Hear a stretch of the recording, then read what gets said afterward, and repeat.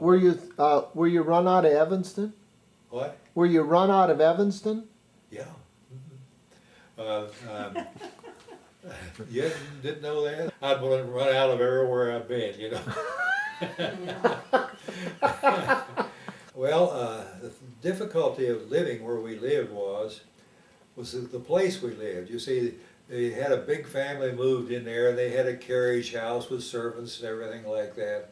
And then their kids grow up and go to school and go and get married and live somewhere else. And there they are.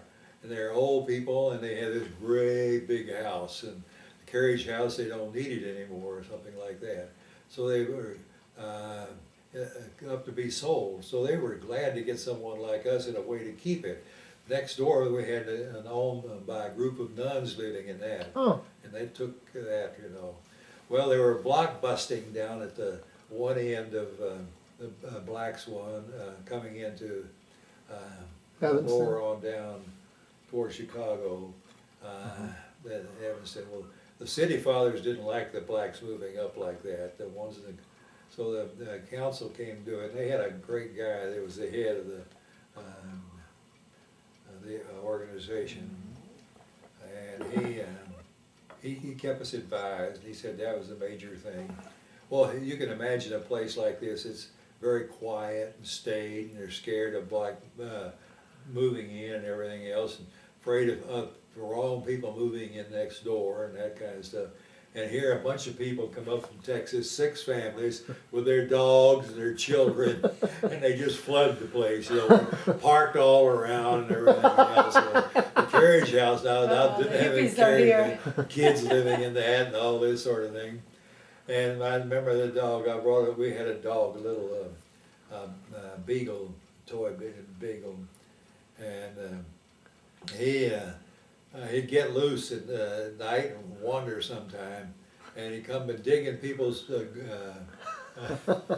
bed, and sometimes he'd end up in the pound, and they'd call us and this poor thing in his neck and say, "You better come get that dog. If he comes back again, we're going to have to put him away," or something like that, you know.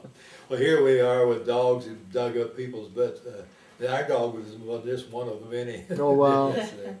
And here the nuns next door, you know, they'd bring people cakes and pies and things like that all times, next door neighbors. So they were in good stead. Didn't matter, you know, there was a whole bunch of nuns, women living in that building over there all by themselves. They weren't black, and they didn't have dogs that foul people up in cars that they parked all over the place.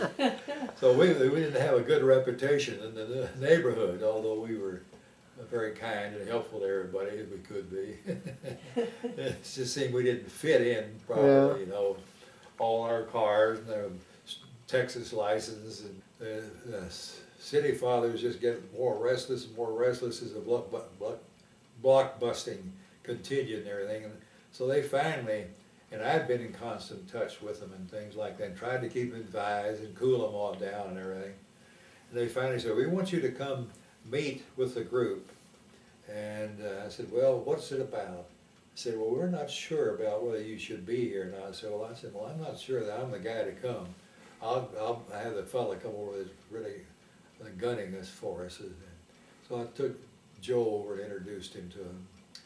And they sort of were very kind, but they just sort of laid the law down, you know, said, "We can't have people breaking their housing regulations and code, so to speak, like that. It's still a one-family place." And he said, "I know what you're going to say, but don't say it." He was saying like about the nuns and so forth. But we think that you better move here by the end of this spring. And so that was that. So we had to leave.